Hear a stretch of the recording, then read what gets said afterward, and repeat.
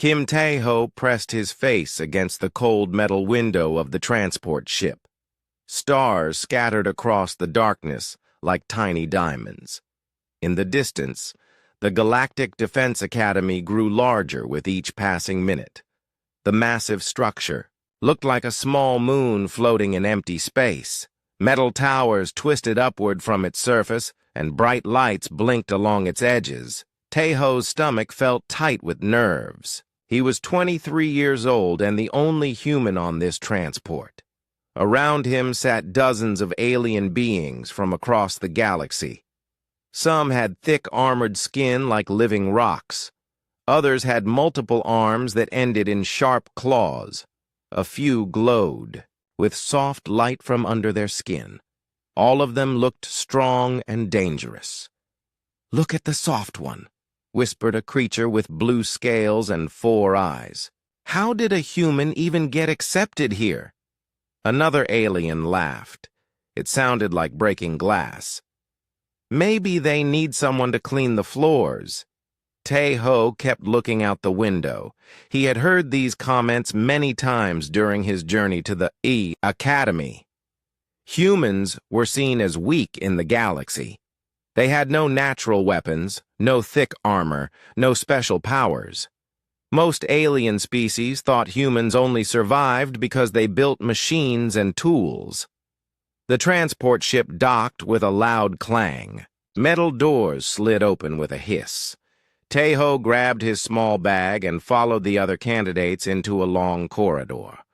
The walls were covered with pictures of past Academy graduates. Most showed aliens in military uniforms. Tae-ho saw only 3. Humans among hundreds of portraits. They entered a huge circular room with a high ceiling. Thousands of seats rose up in rings around a central platform. More alien candidates filled the space. Tae-ho guessed there were at least 2,000 beings here. The air buzzed with different languages and strange sounds. A massive figure stepped onto the platform. It stood over 10 feet tall with dark green scales covering its body. 2 yellow eyes stared out from a head shaped like a triangle.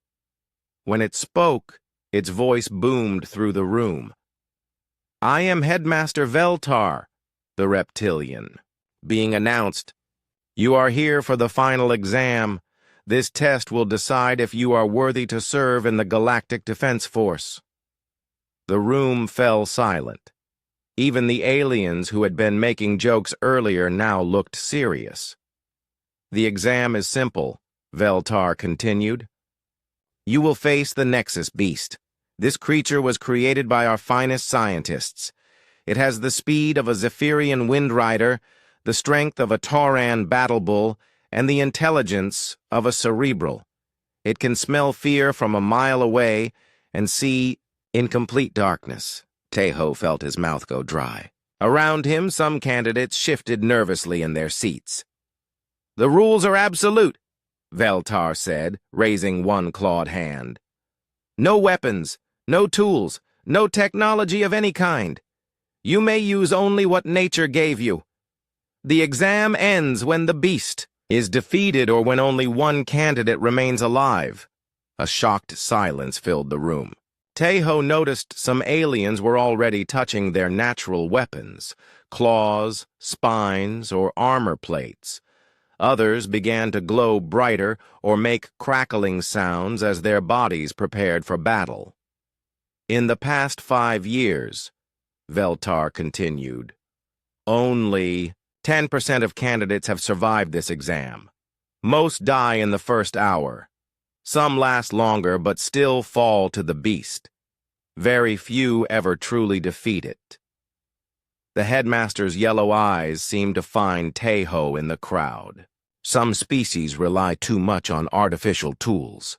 They forget that true strength comes from within. This exam will separate the worthy from the weak. After the announcement, candidates were given time to rest before the exam began. Tae-ho sat alone in a small room assigned to him. The walls were bare metal, and the only furniture was a simple bed and chair. He stared at his hands. They looked so soft compared to the claws and armor he had seen on other candidates. A knock came at his door. Tae-ho opened it to find a middle-aged human woman in a blue uniform. She had short black hair and kind eyes, but her face looked worried. "I'm Dr. Park Yoon-ji," she said. "I represent humanity at the Academy." Tae-ho bowed politely. "It's an honor to meet you, Dr. Park." She entered his room and sat down. "I won't lie to you, Tae-ho. No human has ever passed this exam. The alien species have natural advantages we simply don't possess. But I want you to remember something important." Dr. Park leaned forward. "Humans survived on Earth for millions of years. We faced creatures much larger and stronger than us. We survived ice ages, disasters, and countless predators. We didn't do it with claws or armor. We did it with our minds. But how can thinking help me fight a creature designed to kill?" Tae-ho asked. Dr. Park smiled. "Your ancestors hunted woolly, mammoths with pointed sticks. They trapped cave bears in pits they dug with their bare hands. They turned fire and stone into weapons that could bring down any predator. The galaxy sees our tool-making as weakness, but it's actually our greatest strength." She stood up to leave, then turned back. "Don't try to fight like them, Tae-ho. Fight like a human. Use what they can't understand." That night, Tae-ho couldn't sleep. He thought about his childhood on Earth. His grandfather had taken him camping in the mountains every summer. The old man had taught him how to start fires, with sticks, how to find water, and how to move quietly through the forest. At the time, Tae-ho had thought these skills were just for fun. Now he wondered if they might save his life. He remembered stories his grandfather told about their ancestors. Humans who had crossed frozen wastelands and burning deserts.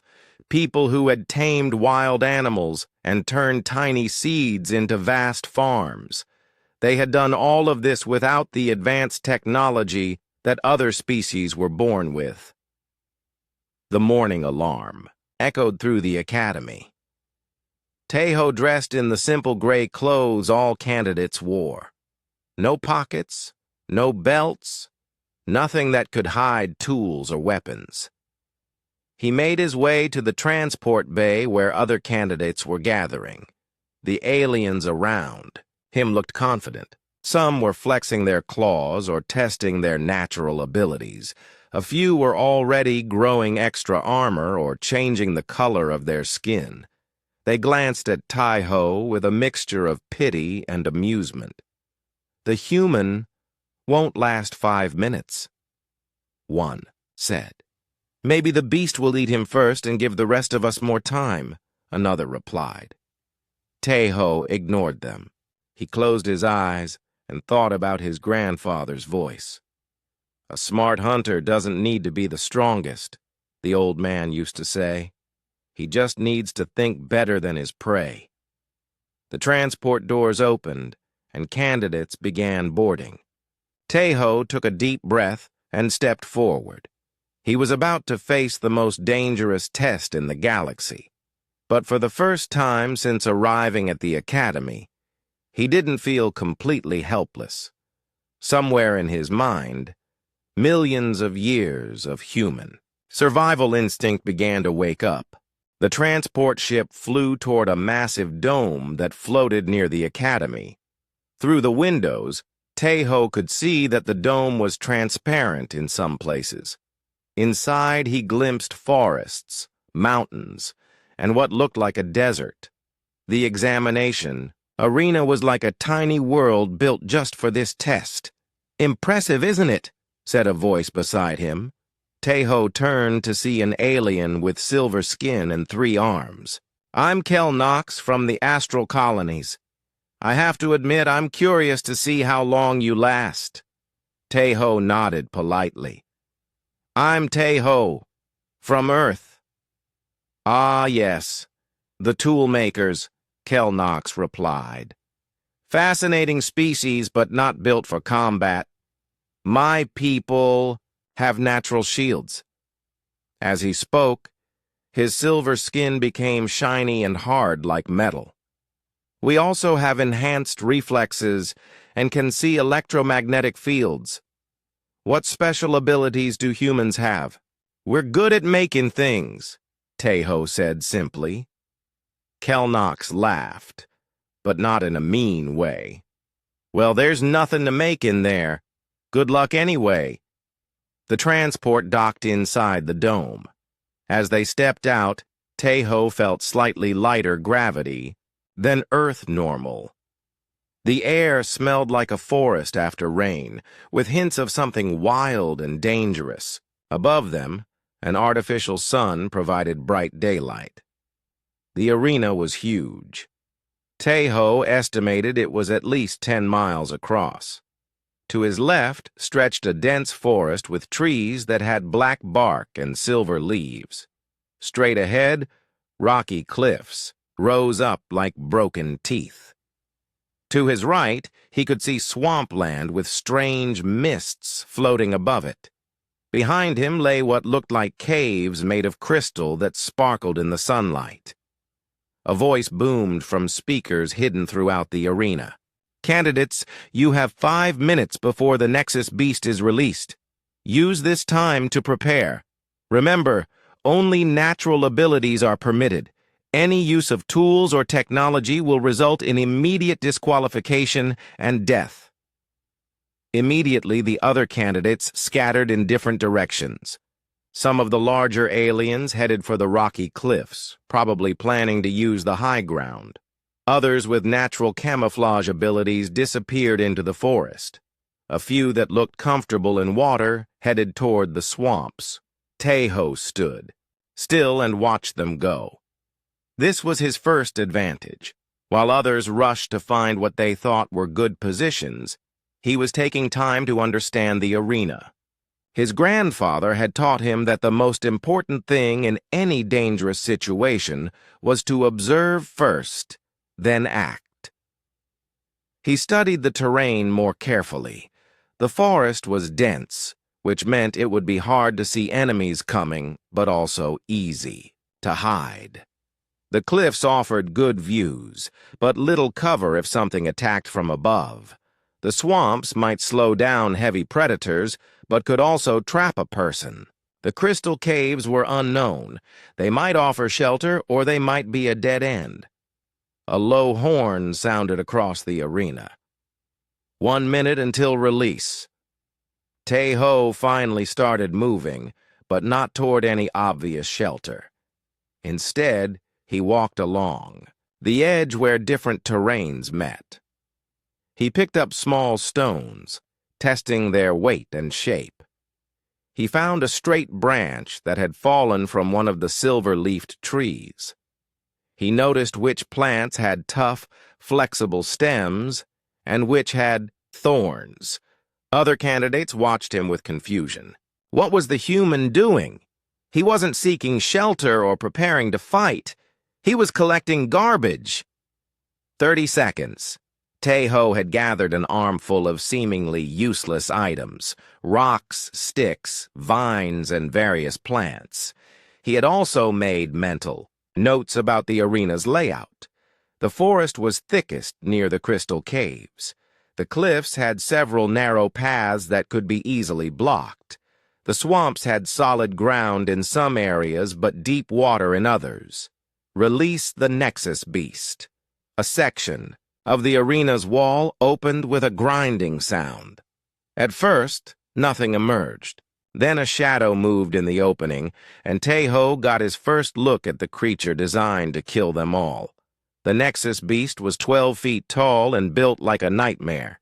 Its body combined the worst features of every predator evolution had ever created.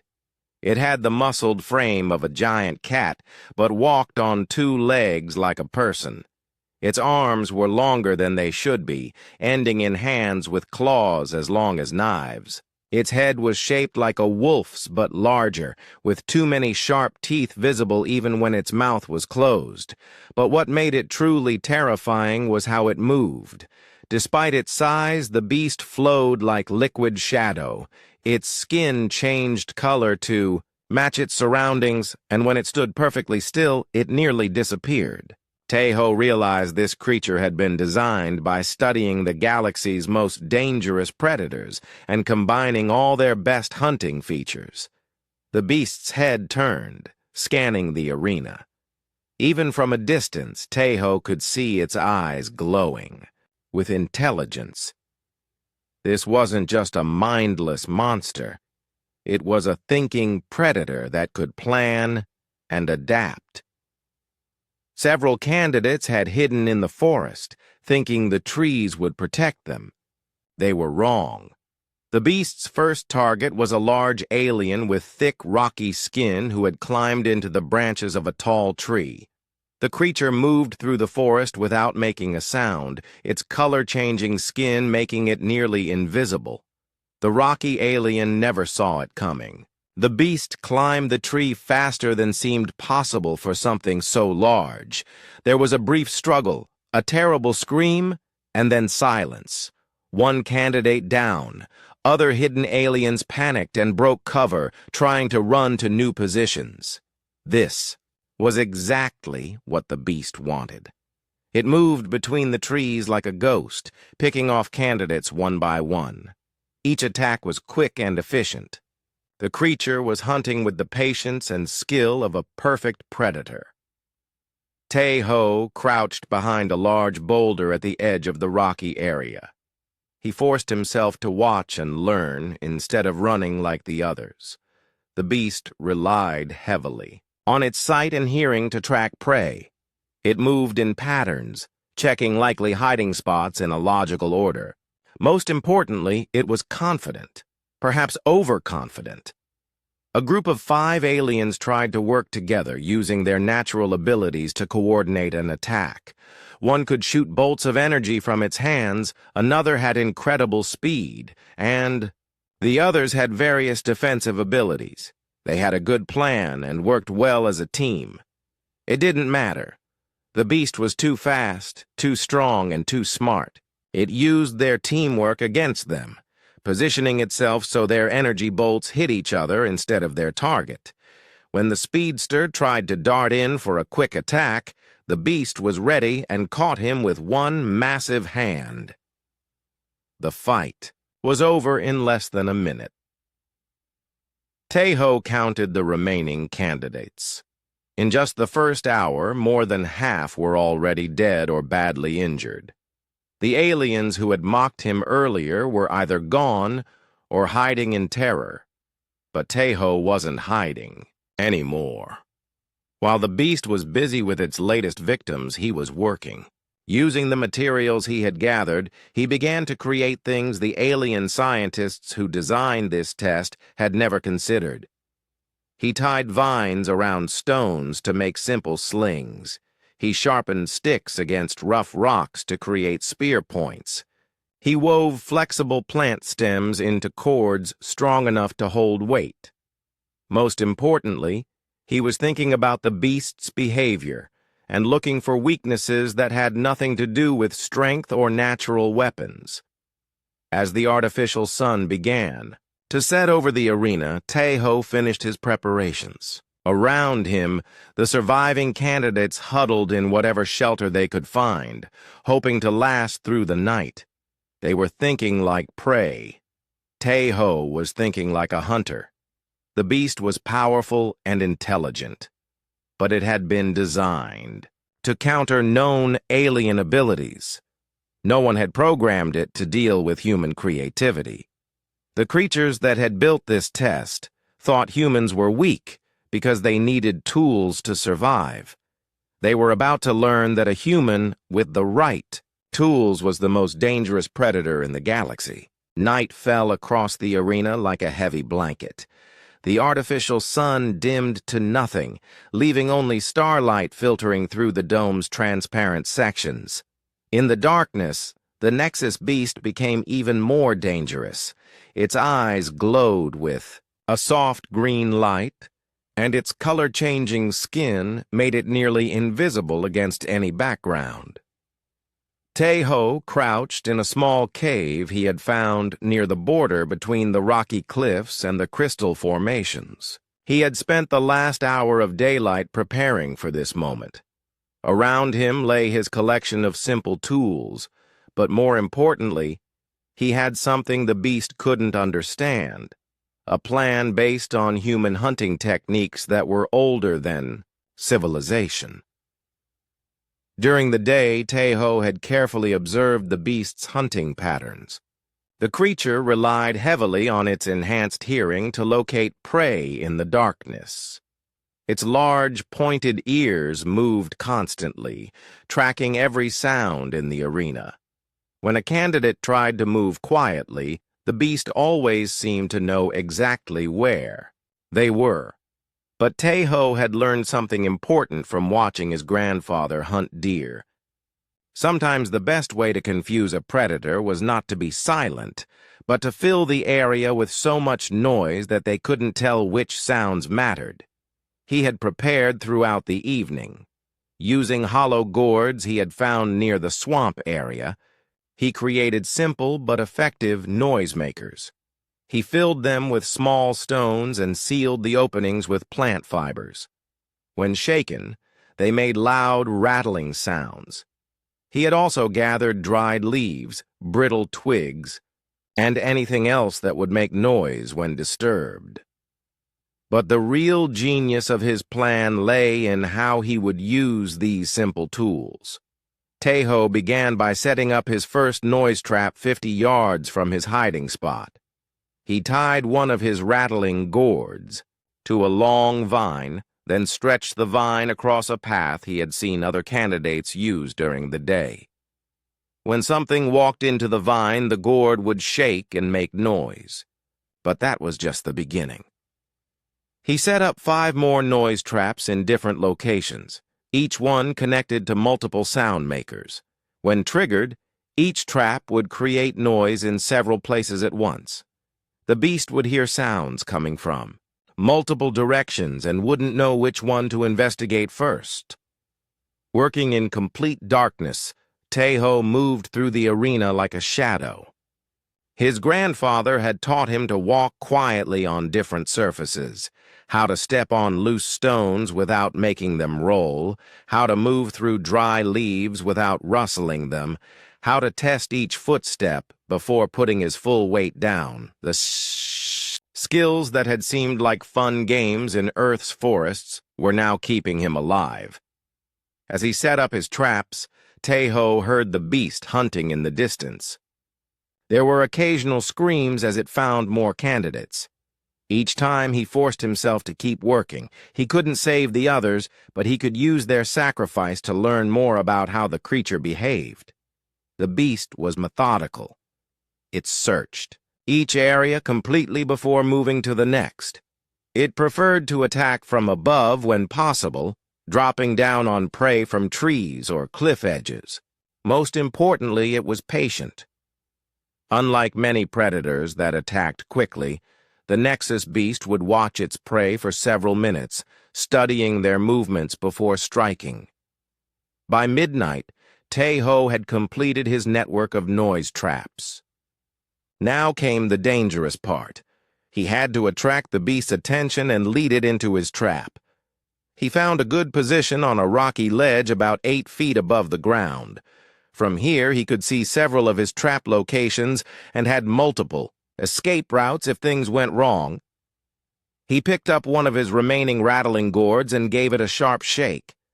The sound echoed across the arena like a gunshot in the silence. Immediately, all other noises stopped. Even the insects that had been chirping went quiet. Somewhere in the darkness, the Nexus beast had heard the sound and was coming to investigate. Taeho waited 30 seconds, then triggered his first trap. By pulling on a vine he had left hanging from his ledge. 50 yards away, his noisemakers started rattling and banging. The beast's glowing eyes appeared at the edge of the forest, moving toward the sound. When the creature was halfway to the first trap, Taeho triggered a second one in the opposite direction. More noise erupted from the crystal caves area. The beast stopped, its head turning back and forth between the two sound sources. Taeho triggered a third trap, then a fourth. Soon the arena was filled with noise coming from 6 different locations. The beast spun in circles, trying to process all the different sounds. Its enhanced hearing, which had been its greatest advantage, was now working against it. From his hiding spot in the Academy's observation deck, Commander Hyorim leaned forward to get a better look at what was happening. She was a stern woman with graying hair and scars on her hands from decades of military service. As Earth's military representative, she had been required to watch every human candidate who attempted this exam. All of them had died within the first few hours. "What is the human doing?" asked General Corvin, a 4-armed alien who commanded the Academy's security forces. "I'm not entirely sure," Hyorim replied, but her voice carried a hint of pride. "He appears to be engaging in psychological warfare." "Psychological warfare?" Corvin's 4 eyes blinked in confusion. "Against a beast? That's impossible. The creature has no emotions to manipulate." Hyorim smiled grimly. "You're thinking too much like a civilized being, General. Watch and learn." Down in the arena, the beast was becoming frustrated. Its bioengineered brain had been programmed to handle various combat scenarios, but nothing in its programming covered this situation. The constant noise from multiple directions was overloading its sensory processing systems. Taeho could see the creature's confusion and pressed his advantage. He began triggering his traps in specific patterns: 3 quick sounds from the east, then silence, then 2 sounds from the west. The beast would start toward one area, only to hear noises from another direction. After 20 minutes of this treatment, the creature was showing signs of real stress. It moved erratically, sometimes charging toward a sound only to stop halfway, there when another noise started elsewhere. Its hunting pattern had completely broken down, but Taeho knew he couldn't keep this up forever. His noise traps would eventually break or run out of materials to shake. He needed to move to the next phase of his plan while the beast was still confused and frustrated. He carefully climbed down from his ledge, moving toward one of his remaining supply caches. Throughout the day, he had hidden small collections of weapons and tools in various locations around the arena. Not the high-tech weapons that other species relied on, but simple, effective tools that humans had used for thousands of years. As he moved, Taeho continued to trigger his remaining traps, keeping the beast distracted and disoriented. The creature was still dangerous, perhaps more dangerous now that it was angry and confused, but it was no longer the perfect, calculated hunter it had been at the start of the exam. In the observation deck, other alien officials were beginning to take notice of the humans' tactics. Dr. Lee Jun-ho, the Academy's chief xenobiology expert, was frantically taking notes. "Remarkable," he muttered to himself. "The human is using primitive acoustic warfare to disrupt the beast's sensory processing. I never considered that the creature's enhanced hearing could be turned into a weakness." Commander Hyorim overheard him. "Doctor, you and your colleagues designed the beast to counter every known alien ability, but you never studied human abilities, did you? You dismissed us as a species that only survived through technology." Dr. Lee looked uncomfortable. "Well, humans do rely heavily on tools and machines." "Yes, we do," Hyorim agreed. "But we also remember how to survive without them. Every other species in this galaxy evolved natural weapons or defenses. Humans evolved something else. the ability to turn anything into a weapon, and the creativity to use those weapons in ways that no one expects. Down in the arena, Taeho reached his supply cache and began preparing for the next phase of his plan.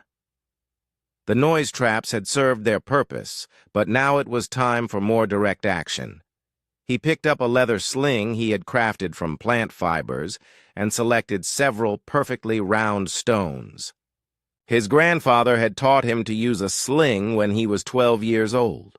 It had seemed like an old-fashioned skill then, but now Taeho understood why humans had used slings to hunt mammoths and fight wars. In the right hands, a simple sling could be deadlier than any energy weapon. The beast was still wandering in circles, trying to locate the source of all the confusing sounds. Taeho took careful aim and sent his first stone flying through the darkness. The beast was about to learn that humans hadn't survived millions of years by accident. The stone flew through the darkness with perfect accuracy. Taeho had spent hours selecting the right rocks, not too heavy, not too light, and perfectly smooth for maximum distance and impact. The stone struck the Nexus beast just behind its left ear with a sharp crack. The creature roared in pain and surprise. It spun around, trying to locate the source of the attack, but Taeho was already moving to a new position. He had learned from watching his grandfather hunt that the secret of using a sling wasn't just accuracy, it was mobility. Hit and move, never stay in one place long enough for your prey to find you. The beast's glowing green eyes swept the area where the stone had come from, but Taeho was no longer there. He had circled around to the creature's right side and was already loading another stone into his sling.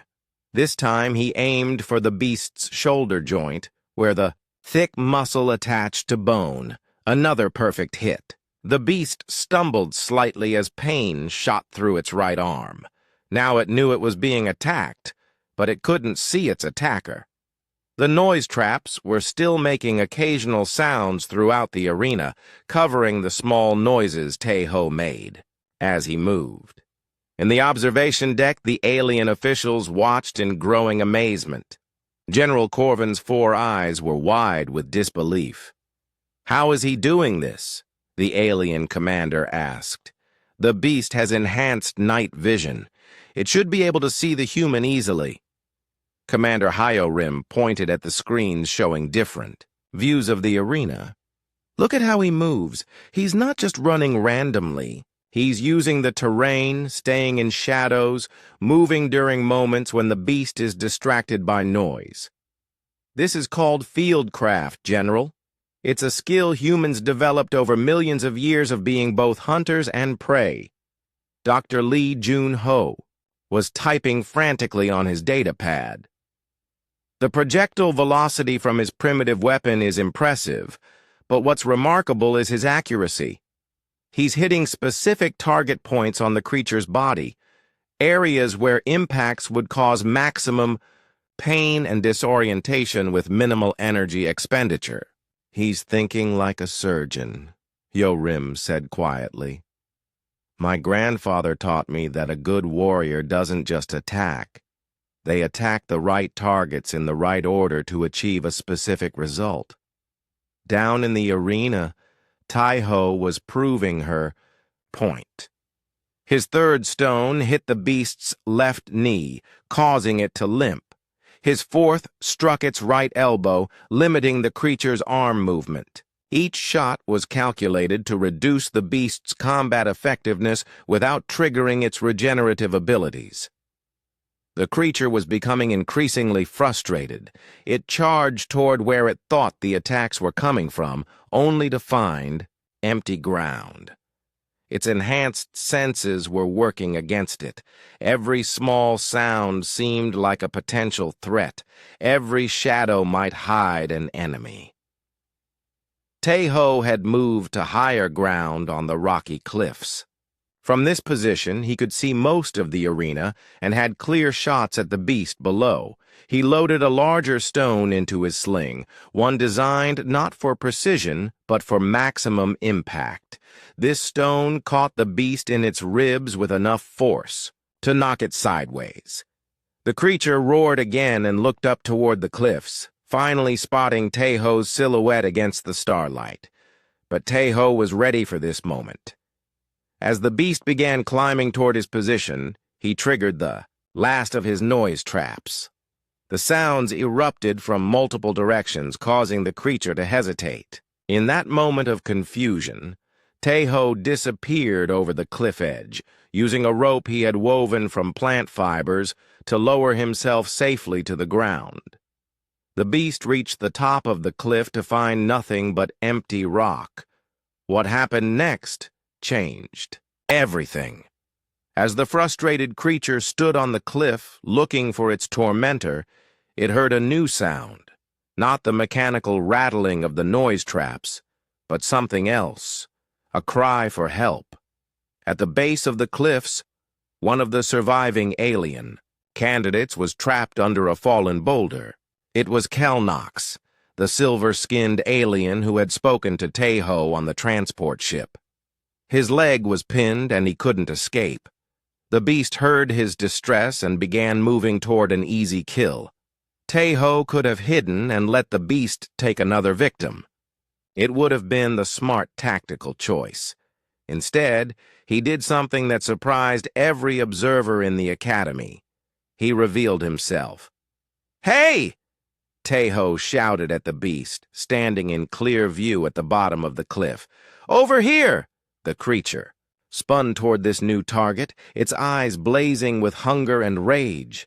But as it charged toward Taeho, a barrage of stones struck it from multiple angles. Taeho wasn't just using one sling now, he had prepared several, each loaded and ready to fire. The first stone hit the beast's snout, causing it to rear back in pain. The second struck its chest, and the third caught it in the stomach. Taeho moved constantly as he fired, never staying in one position for more than a few seconds. But the most impressive part wasn't his accuracy or speed, it was his target selection. Each stone hit a nerve cluster or pressure point that would cause maximum pain with minimal damage. The beast was being systematically disabled by what the alien observers had considered primitive weapons. "Impossible," breathed Dr. Lee as he watched the display. "Those are just rocks. How can simple stones be so effective against our most advanced bioweapon?" Commander Hyorim smiled grimly. "Doctor, have you ever studied human history? We killed woolly mammoths with pointed sticks. We brought down saber-toothed cats with rocks and teamwork. Size and strength mean nothing if you can't catch your prey, or if your prey knows exactly where to hit you." The beast tried several times to close distance with Taeho, but each attempt was met with precisely aimed stones that forced it back. When it tried to use its camouflage abilities, Taeho had already moved to a position where he could see it clearly. When it attempted to circle around behind him, he was ready with traps he had set earlier. Most importantly, Taeho was learning the creature's patterns and adapting faster than it could adapt to him. This was the key difference between humans and other species, not just the ability to use tools, but the ability to quickly modify tactics based on new information. After an hour of this harassment, the beast was showing serious signs of fatigue and stress. Its movements were slower, its reactions less precise. The constant pain from the stone impacts was interfering with its ability to think clearly. Taeho used this opportunity to help Kelnox. While the beast was distracted by another noise trap, he managed to lever the boulder off the alien's leg using a wooden pole as a fulcrum. The principle was simple: leverage multiplied force, allowing a human to move objects many times their own weight. "Why did you help me?" Kelnox asked as Tae-ho helped him to a safe hiding spot. I'm your competition. You're not my enemy, Tae-ho replied simply. The beast is. This act of mercy didn't go unnoticed by the observers. In the Academy's long history, candidates typically fought each other as much as they fought the test creature. Cooperation was rare, and helping a competitor was almost unheard of. Interesting, General Corvin mused. The human could have eliminated a rival by doing nothing. Instead, he chose to reveal his position and waste ammunition to save someone, who called him weak. Not waste, Commander Hyorim corrected. Investment. Now he has an ally who knows he can be trusted, and he demonstrated to the beast that he's confident enough in his abilities to take unnecessary risks. That's psychological warfare at its finest. As dawn approached, Tae-ho prepared for the next phase of his campaign. The beast was wounded, tired, and frustrated, but still extremely dangerous. The noise tactics and stone attacks had served their purpose, but now he needed to move beyond harassment to actual defeat. He had studied the creature's behavior all night and identified its key weaknesses. The beast was intelligent but programmed, with predictable patterns. It was physically powerful but had never faced an opponent who fought using principles of physics and engineering rather than brute force. Most importantly, the creature's confidence was shaken. For the first time in its existence, the perfect predator had met prey that seemed impossible to catch and kill. Tae-ho gathered his remaining stones and began moving toward the crystal caves. The final confrontation would happen there, in terrain, of his choosing, using tactics that no alien scientist had ever imagined. The beast followed, no longer hunting with patience and skill, but driven by rage and the need to kill this impossible human who refused to die. It was exactly what Tae-ho had hoped for. An angry predator made mistakes, and Tae-ho was very good at exploiting mistakes. Dawn light filtered through the transparent sections of the dome, casting long shadows across the arena. Tae-ho moved carefully through the crystal caves, his footsteps echoing softly off the smooth walls. Behind him, he could hear the Nexus, beast following, its claws scraping against stone as it tracked his scent. The crystal formations were perfect for what Tae-ho had planned. The caves were filled with narrow passages, sharp turns, and chambers of different sizes. Most importantly, many of the crystal pillars and ceiling sections looked solid but were actually fragile. A person who understood leverage and physics could turn the cave system itself into a weapon. Tae-ho had spent part of the night exploring these caves while setting up his noise traps. He had tested the crystal structures, finding which ones would break with the right pressure, and which ones were load-bearing supports. Now he was leading the beast into a maze where every step was planned and every chamber was a potential trap. The creature entered the caves cautiously at first. Its enhanced senses told it that something was wrong, but it couldn't identify the specific threat. The cave walls reflected and distorted sounds, making it harder for the beast to track its prey using hearing alone. Tae-ho had prepared for this moment by creating what his grandfather would have called a killing ground, an area where everything favored the hunter and nothing favored the prey. But unlike his ancestors who had dug pit traps for mammoths, Tae-ho was using principles of engineering to turn the cave system into one massive trap. He had identified several key support pillars that held up large sections of the cave ceiling. By weakening these pillars at their base and then applying pressure at exactly the right points, he could cause controlled collapses that would block passages, separate the beast from escape routes, or simply crush it under tons of falling crystal. The first trap was simple. Taeho had loosened several small crystals near the cave entrance and rigged them to fall when disturbed. As the beast entered, these crystals rained down, not enough to cause serious injury, but enough to make noise and further frustrate the creature. The beast roared and charged forward, but Taeho was no longer in that chamber. He had moved deeper into the cave system, where his real preparations waited. In the second chamber, Taeho had created what he thought of as a patience trap. The room had 3 exits, but he had carefully blocked 2 of them with loose stones that looked natural, but were actually precisely placed. The beast would waste time trying to follow false trails, while Taeho prepared his next surprise. But the most elegant part of his plan was how he was using the beast's own strengths against it. The creature was powerful and fast, but power and speed became liabilities in a confined space where the wrong move could bring tons of rock down on your head.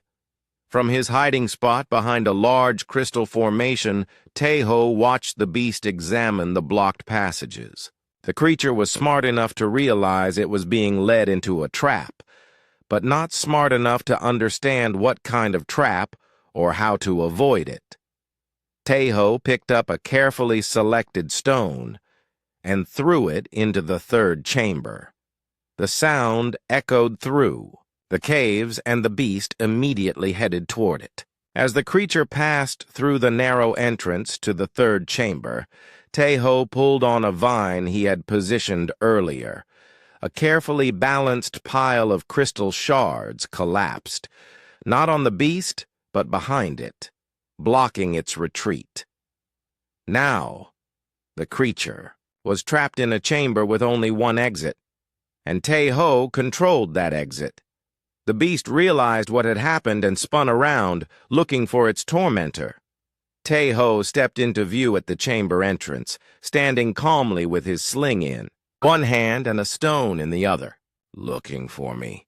he asked quietly. The creature charged with a roar that shook dust from the cave ceiling. But Taeho was ready.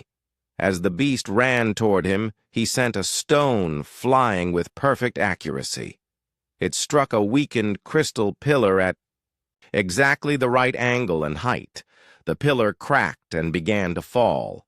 The beast had to dodge sideways to avoid being crushed, which put it exactly where Taeho wanted it. A second stone brought down another crystal formation, and the beast was forced to move again. Within minutes, Taeho had used the creature's own momentum and the cave's structure to herd the beast into a corner where it had limited room to maneuver. Each time the creature tried to escape or attack, falling crystals forced it back into the confined space. In the observation deck, the alien officials watched in stunned silence. Dr. Lee Jun-ho was no longer taking notes. He was simply staring at the screens in disbelief.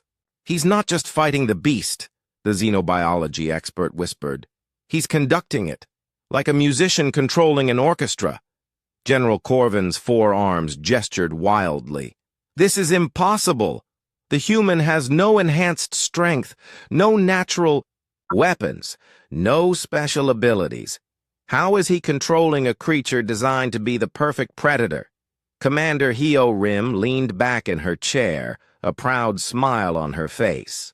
"General, you're still thinking like someone who believes strength and special abilities matter most. Watch how he moves, how he plans each step. This isn't about power. It's about understanding systems and using them efficiently." She pointed at the screen showing Taeho's calm, methodical approach. "Humans learned to hunt by understanding our prey better than they understood themselves.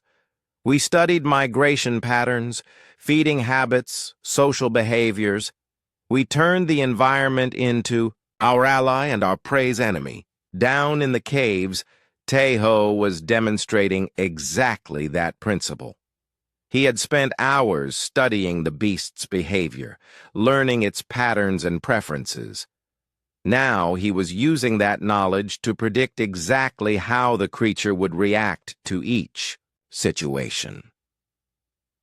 When the beast tried to use its camouflage ability, Tae-ho was ready with a handful of fine crystal dust that he threw into the air.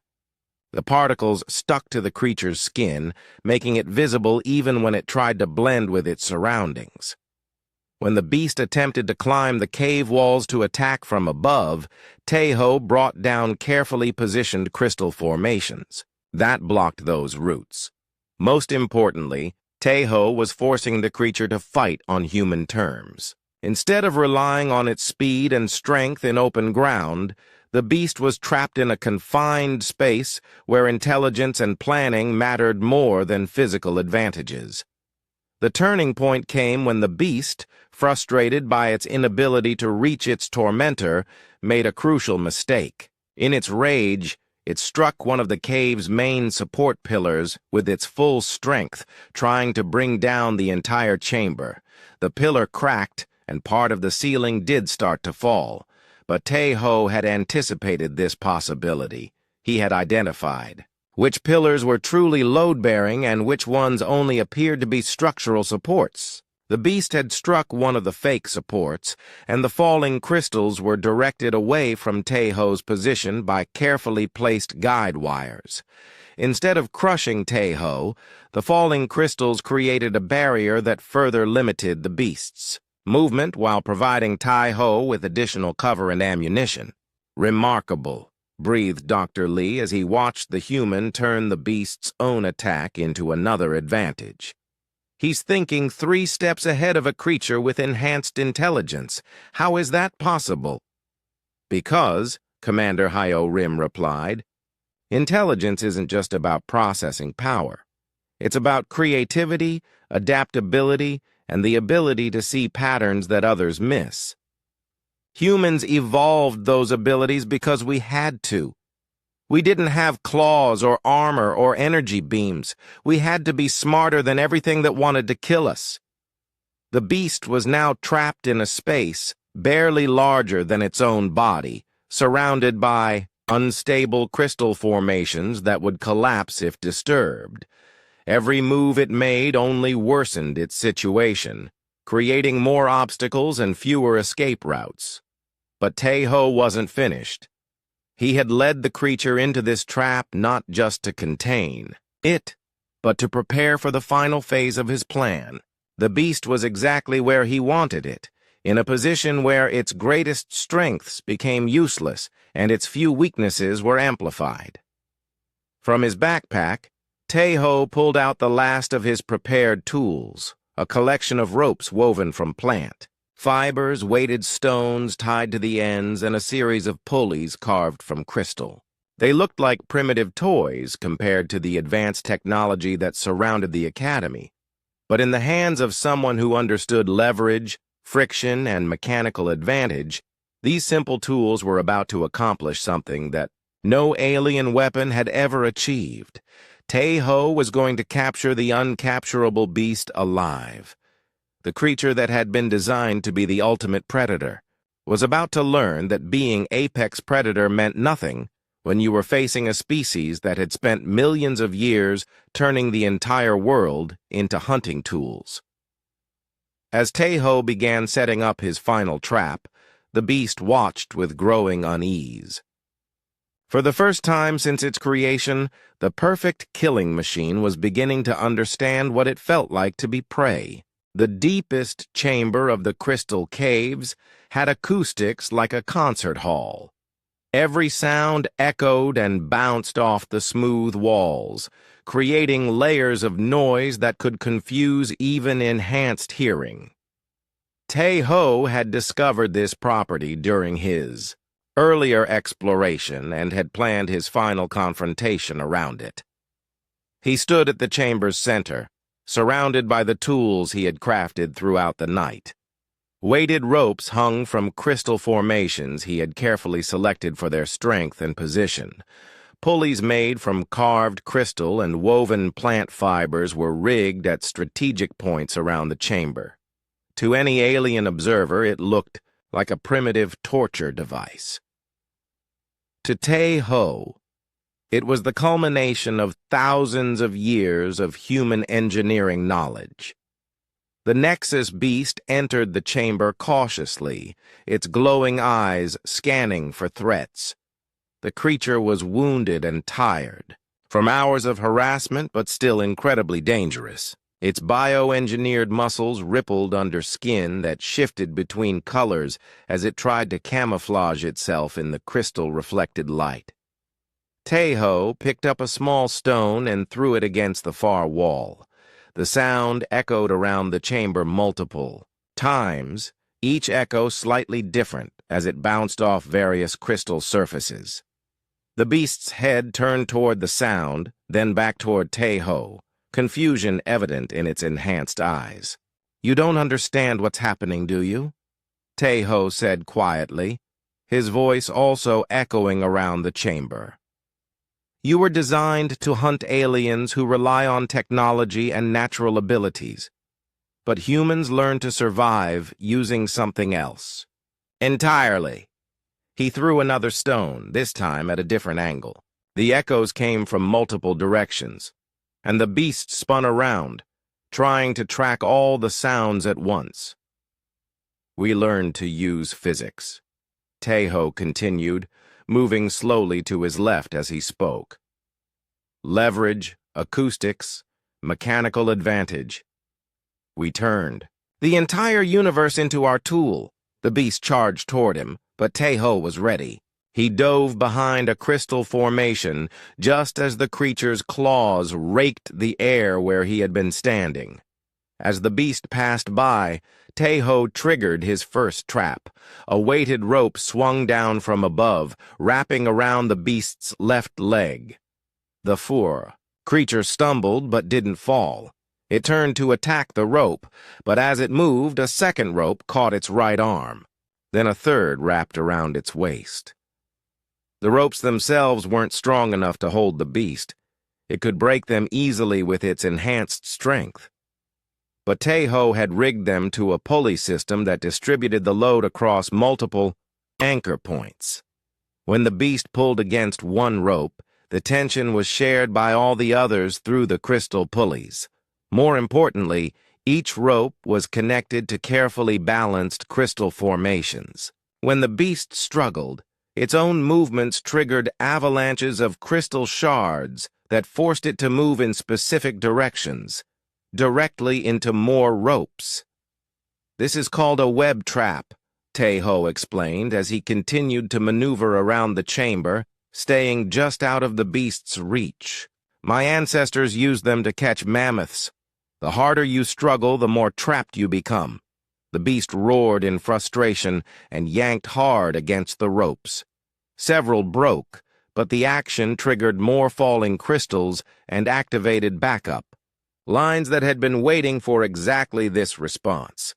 Within moments, the creature was more entangled than before.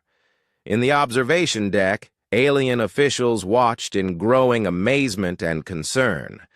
The test that was supposed to eliminate weak candidates was being dominated by someone they had considered the weakest of all. "Sir," General Corvin said to Headmaster Veltar, "perhaps we should intervene. The human is clearly using prohibited tools and technology." The massive reptilian headmaster studied the screens carefully. "What tools, General?" "I see ropes made from plant fibers, pulleys carved from cave crystals, and weights created from stones. All materials found naturally in the arena, all tools created by hand during the examination period."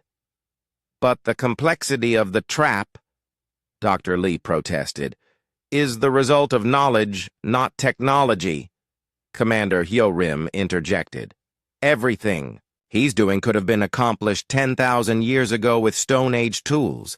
The only difference is that he understands the principles involved." Down in the chamber, Tae-ho was putting those principles to work with devastating effectiveness. The beast was now thoroughly entangled in his web trap, but he wasn't finished. This was just the first stage of his plan. He picked up a handful. of fine crystal dust and began throwing it into the air around the chamber. The particles caught and reflected the light, creating a shimmering cloud that filled the space with thousands of tiny, moving sparkles. The beast's enhanced vision, designed to track movement and see in darkness, was suddenly overwhelmed by too much visual information.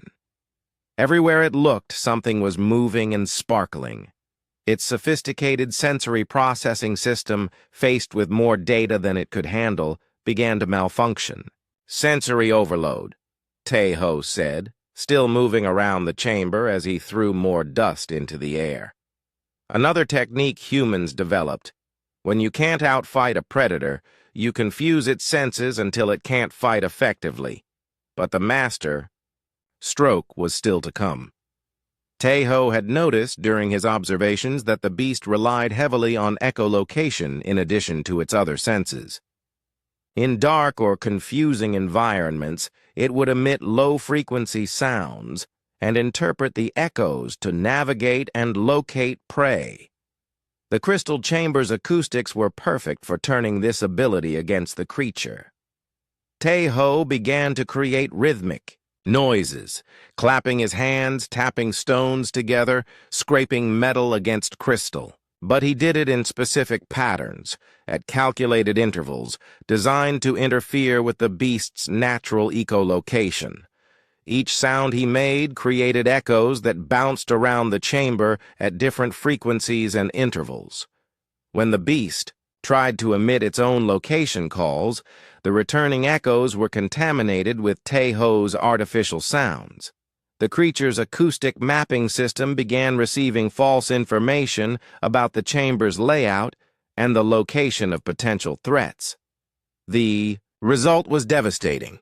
The beast, already struggling with sensory overload and physical entanglement, now lost its ability to accurately perceive its environment.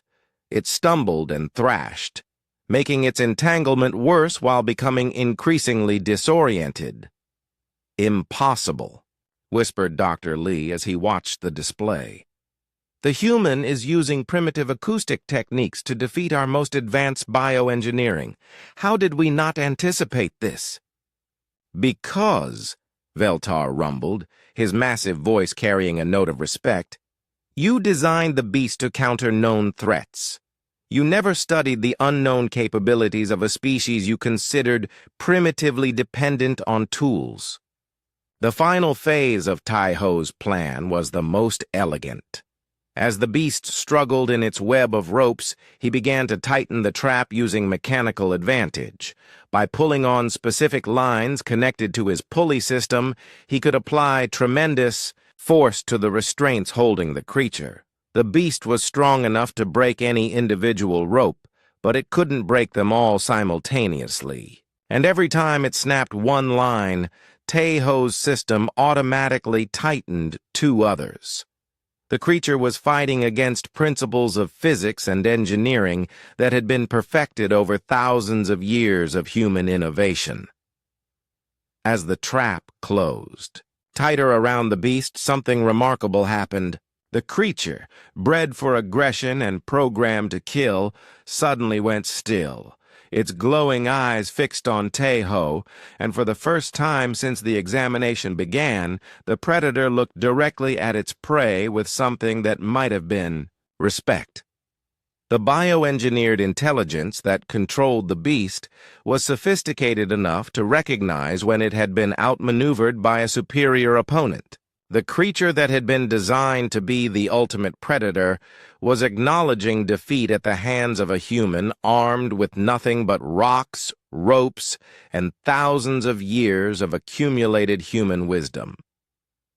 In the observation deck, absolute silence fell. Never in the Academy's history had the Nexus beast submitted voluntarily to a candidate. The implications were staggering, not just for the examination, but for the entire galaxy's understanding of what constituted true strength. Tae-ho approached the restrained beast slowly, his hands empty of weapons. He looked into the creature's intelligent eyes and saw not an enemy, but a fellow being that had been created for one purpose, and was now discovering that purpose could change.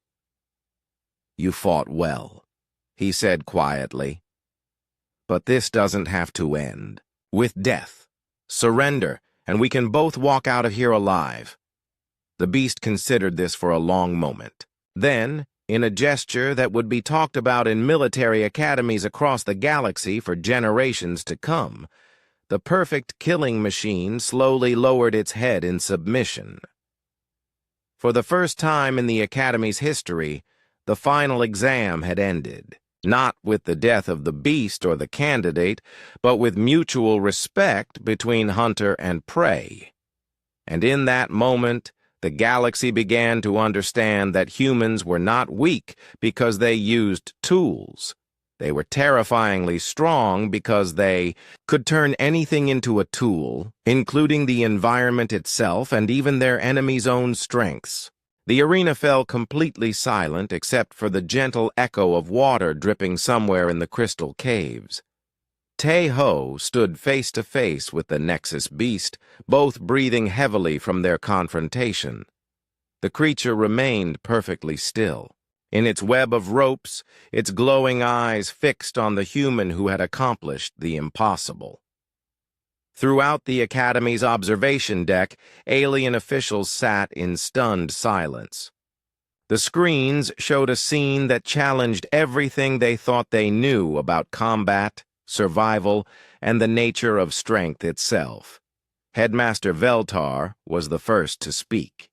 His massive reptilian frame seemed somehow smaller as he processed what he had witnessed.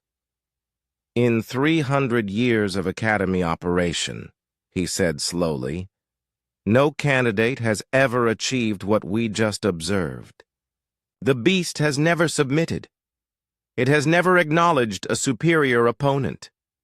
General Corvin's 4 arms gestured helplessly at the screens. But how?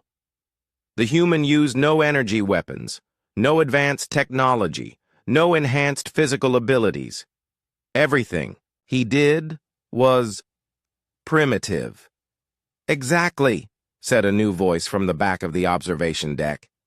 Director Bei Min-Su had arrived during the final confrontation. As head of human colonial affairs, he had been called to witness this historic moment. Primitive but devastatingly effective. Dr. Lee Jun-ho continued staring at his data screens, trying to understand what had gone wrong with his carefully designed test. "We modeled the beast's responses against every known alien ability: enhanced strength, energy projection, telepathy, electromagnetic manipulation, natural armor, venomous attacks, everything. But we never considered—" "You never considered that someone might not use abilities at all," Director Bei finished. "You designed the perfect counter to advanced capabilities, but left it completely vulnerable to basic principles of physics and psychology." On the screens, they could see Tae-Ho carefully releasing the beast from its restraints. The creature made no move to attack, instead watching with what appeared to be curiosity as the human dismantled the trap that had defeated it. Commander Hyo Rim leaned forward in her chair. "Look at how he's freeing it. He's not gloating or showing dominance. He's treating it as an equal opponent who deserves respect." As the last rope fell away, the beast flexed its limbs and tested its freedom. It could have killed Tae-Ho easily in that moment, but instead, it simply stepped back and continued to watch. The submission had been genuine, a recognition that it had been outmatched by a superior tactical mind. The chamber doors opened, and Academy security forces entered cautiously. They were prepared to find either a victorious beast standing over a dead human, or more likely, the remains of both, scattered around the chamber. Instead, they found 2 beings standing calmly apart, neither showing any aggression toward the other. "Stand down!" Veltar commanded through the chamber's communication system. "The examination is complete." Tejo walked slowly toward the exit, followed by the beast. As they emerged from the crystal caves into the main arena, the surviving alien candidates watched in amazement. Most had hidden throughout the night, hoping to outlast the beast rather than confronting it directly. Now they saw a human walking side by side with the creature that had terrified them all. Kelnox, the silver-skinned alien whose life Tejo had saved, limped forward on his injured leg. "How?" he asked simply. Tejo considered the question carefully. "Your people have natural shields and enhanced reflexes. His people," he gestured toward another survivor, "have energy projection abilities. Her species has telepathic powers. All of you were trying to fight the beast using your natural advantages. And humans have no natural advantages," another candidate pointed out. "Exactly," Tejo replied. "So we learned to use everything else. The environment, physics, psychology, the opponent's own strengths turned against them. When you have no natural weapons, you learn to make weapons from anything available." As they spoke, more Academy personnel entered the arena. Medical teams checked the surviving candidates while scientists began examining the remains of Tejo's traps and tools. Dr. Lee was among them, studying the rope and pulley system with growing amazement. "The mathematical precision is remarkable," he said to his assistant. "Every angle calculated, every stress point planned. And he did all of this in his head, with no computers or measuring instruments." The transport back to the Academy was unlike any previous exam return. Usually, the few survivors were exhausted and traumatized, barely able to function after their ordeal. This time, the alien candidates peppered Tejo with questions about his techniques and strategies. "The noise traps?" asked a candidate with highly sensitive hearing. "How did you know they would be effective?"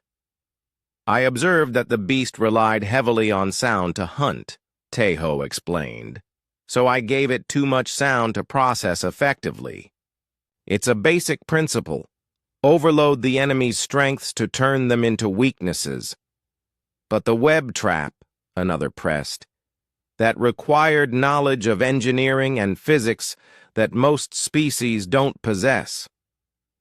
"Most species don't need that knowledge," Tejo replied. "You have natural abilities that solve problems for you. Humans had to learn to solve problems using intelligence and creativity because we didn't have other options." In the Academy's main conference room, an emergency meeting was underway. The examination results had implications that went far beyond a simple graduation test. The entire military doctrine of the Galactic Alliance was based on the assumption that advanced technology and enhanced biological abilities were the keys to combat effectiveness. "We need to completely reassess our training programs," General Corvin was saying. "If primitive techniques can defeat our most advanced bioweapon, what does that say about our military preparedness?" "It says we've become dependent on technology," Commander Hio Rim replied. "My people never forgot the basics because we couldn't afford to. But most galactic species have been so reliant on their natural abilities or advanced tools that they've lost the ability to adapt when those advantages are removed." Director Bay stood at the head of the table, addressing the assembled officials. "This examination has revealed a fundamental flaw in galactic military thinking. You've been preparing to fight enemies who use the same types of advanced technology and abilities that you do. But what happens when you face opponents who use completely different approaches?" Veltar rumbled his agreement. "The human demonstrated that victory doesn't require superior firepower or enhanced abilities. It requires superior thinking and adaptation," These are skills that can be taught, but only if we acknowledge their importance. Dr. Lee looked up from his analysis of the examination data. I've been reviewing the beast's performance throughout the test. The human didn't just defeat it. He systematically dismantled every advantage it possessed. The creature's enhanced senses were turned against it. Its intelligence was confused by unpredictable tactics. Its physical strength was neutralized by environmental constraints. Most importantly, added Commander Hyorim, he did it all using principles that have been available to any species for thousands of years. Physics, psychology, basic engineering, these aren't advanced technologies. They're fundamental aspects of how the universe works. The discussion continued for hours as the Academy's leadership grappled with the implications of what they had witnessed. Traditional assumptions about military training, the nature of strength, and the requirements for galactic defense were all being questioned. Meanwhile, in the medical bay, Tai-Ho was being examined by Academy doctors who were amazed to find him, largely uninjured despite his night-long battle with the galaxy's most dangerous predator. Remarkable, the chief medical officer noted. No significant wounds, minimal fatigue markers, stress hormones within normal ranges. How is this possible after what you endured? I wasn't enduring anything, Tai-Ho replied. I was hunting. Humans evolved to hunt, and when we're doing what we evolved for, we can maintain peak performance for extended periods. The medical officer, a being with multiple eyes and tentacle-like appendages, studied Tai-Ho with new interest. Your species truly adapted to persistence hunting, the ability to outlast any prey through sheer endurance and intelligence? Among other things, Tai-Ho confirmed. We also learned pack hunting, tool use, environmental manipulation, and psychological warfare. The beast was designed to counter individual alien abilities, but it wasn't prepared for a coordinated campaign using multiple human techniques. As word of the examination results spread through the Academy, something unprecedented began to happen. Alien candidates who had previously dismissed humans as weak and primitive began seeking out Tai-Ho to learn his techniques. They had entered the Academy believing that natural advantages and advanced technology were all that mattered in combat.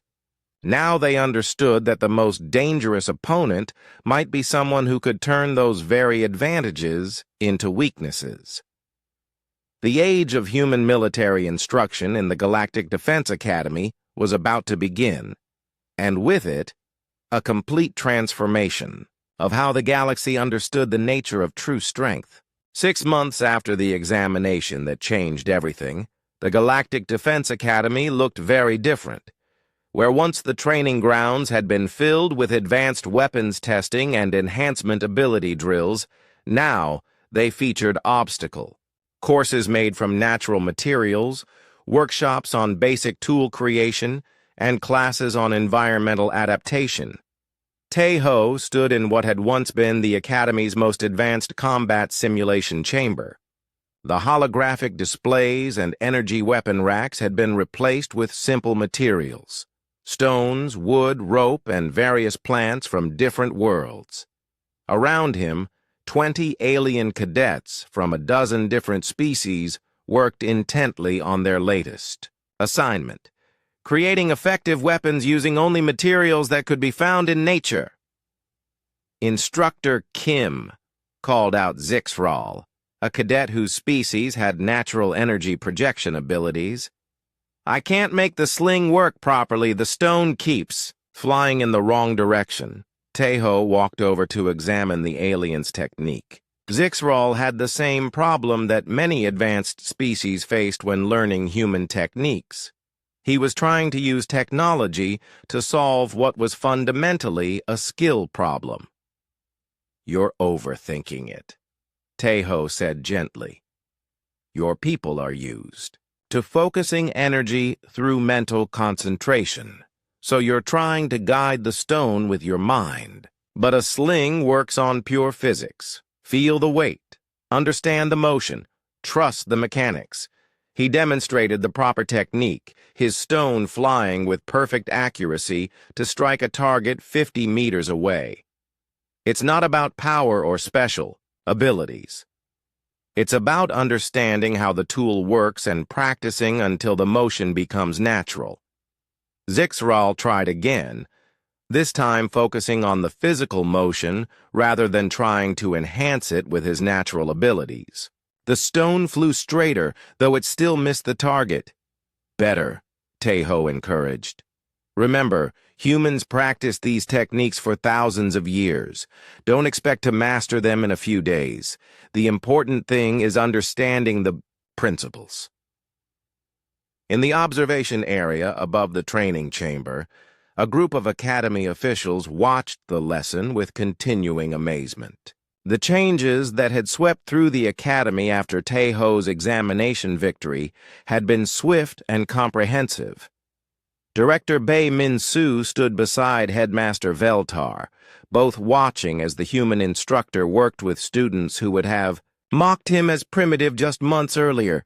The transformation has been remarkable, Veltar rumbled. Enrollment applications have increased by 300% since word spread about the new training methods.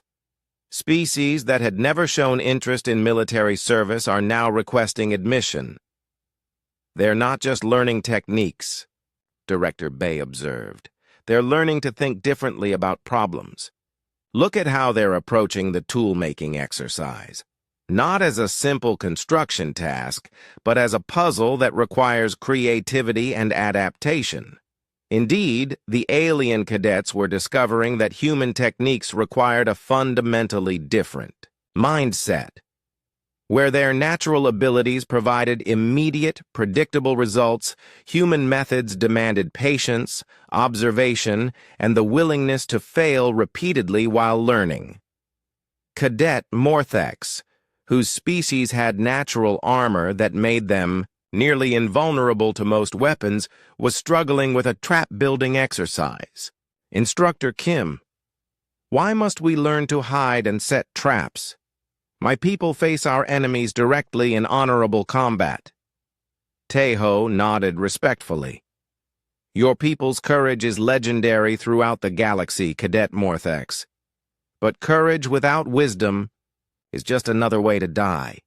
Humans learned that sometimes the most honorable thing you can do is survive to protect others who depend on you. He gestured to the trap the cadet was building. This isn't about avoiding combat.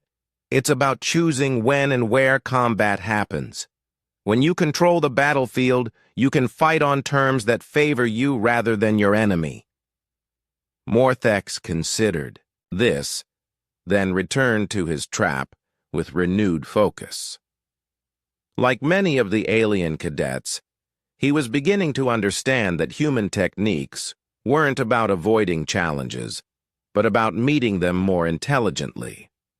The success of the human instruction program had caught the attention of military leaders across the galaxy.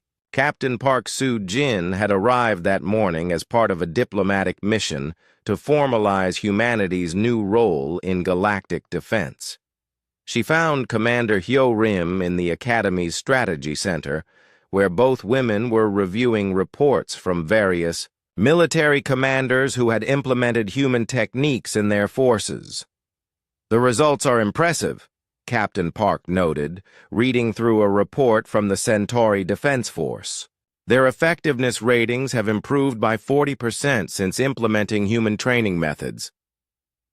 It's not just about effectiveness, Commander Hyo-rim replied. It's about adaptability. Forces trained in human techniques perform better in unexpected situations because they've learned to think creatively rather than rely on standard procedures. She pulled up another report on her display. Look at this incident on Rigel 7. A patrol unit was ambushed by pirates using energy dampening, fields that neutralized all their advanced weapons. Normally, that would have been a disaster. but the unit commander had completed human technique training.